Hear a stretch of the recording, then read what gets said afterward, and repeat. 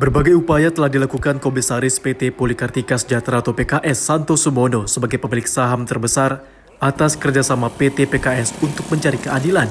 Setelah Puskopkar Kartika A Kodam 1 Bukit Barisan melakukan pemutusan hubungan kerja sama sepihak dalam pengelolaan lahan perkebunan kelapa sawit yang sudah berlangsung sejak 1993 dan merugikan PT PKS sebesar 21 miliar rupiah. Didampingi penasihat hukum, komisaris dan mantan pekerja PT PKS mendatangi lahan perkebunan sawit yang berlokasi di Desa Seituan, Kecamatan Pantai Labu, Deli Serdang, Sumatera Utara. Kedatangan tersebut untuk meminta keadilan kepada Pangdam 1 Bukit Barisan atas pemutusan hubungan kerja sama sepihak oleh Puskop Kartika A Kodam 1 Bukit Barisan dalam pengelolaan kebun kelapa sawit seluas hampir lebih 700 hektar yang sudah berlangsung selama 27 tahun. Sebelumnya pihak Puskopkar memutuskan hubungan kerjasama dengan PT PKS dengan alasan lahan tersebut akan digunakan untuk kepentingan Kodam 1 Bukit Barisan dan perkebunan tersebut selama bekerja sama dalam pengelolaan perkebunan sawit dianggap tidak maksimal, baik dari sisi perawatan kebun hingga berdampak pada produksi buah sawit yang menurun.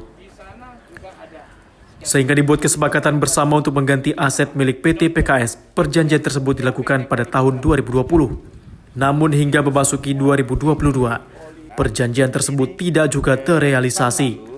Sehingga PT PKS melakukan gugatan ke Pengadilan Negeri Medan, kemudian dimenangkan Puskopkar Kartika A.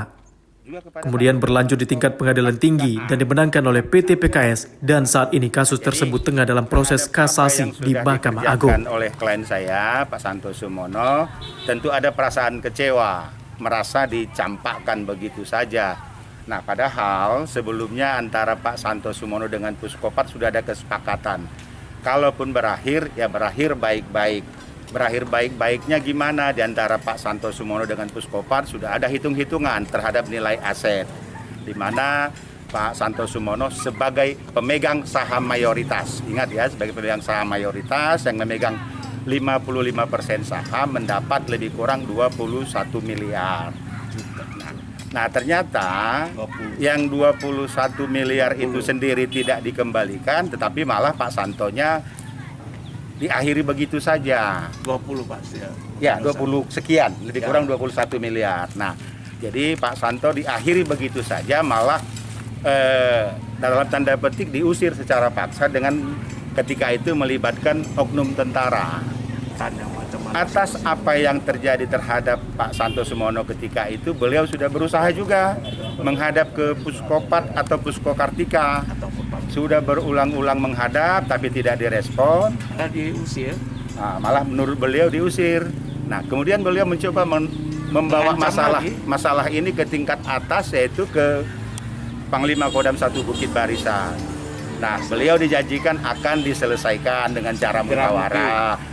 Akan diselesaikan sesegera mungkin, tetapi sampai berakhirnya masa jabatan beliau, sampai berganti dengan pejabat Panglima Kodam yang baru, beliau merasa tidak mendapatkan apa yang menjadi solusi.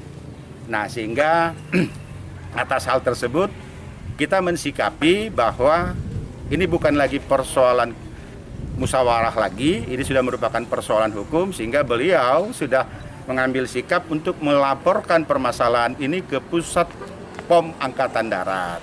Dan beliau sudah melaporkan ini untuk memohon bantuan agar disikapi secara hukum. Karena kebetulan pengurus Pusko Kartika adalah pejabat Pusat Kartika adalah TNI aktif. Nah, beliau sudah membawa masalah ini ke jalur hukum dengan melaporkan para pengurus Pusat Koperasi Kartika Dam 1 Bukit Barisan ke Puskomat. Nah, kita berharap ini mendapat penyelesaian secara hukum, penyelesaian yang arif dan bijaksana, sehingga masing-masing pihak boleh mendapat keadilan. Pihak Puskop Kartika tidak dirugikan, terlebih klien kami juga tidak dirugikan. Sementara itu, saat dikonfirmasi mengenai permasalahan ini, Pangdam 1 Bukit Barisan Maijen TNI Ahmad Daniel Kardin mengatakan, kasus tersebut sedang menunggu putusan dari Mahkamah Agung karena perkaranya masih dalam proses kasasi.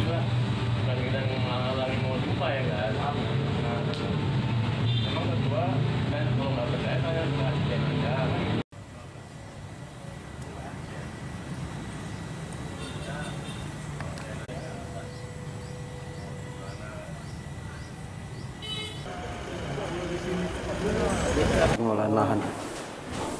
lahan bermasalah psikopat itu sudah masuk ke ranah hukum. Ya, jadi kita sudah masuk ke pengadilan tingkat 1, tingkat 2 sampai ke kasasi. Kita masih nunggu proses kasasi. Dan informasinya kasasi kita sudah menang, tapi kita belum ditembusi. Oke, siap.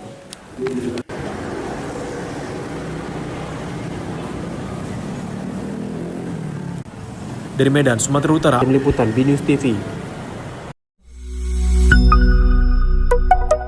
BNews TV.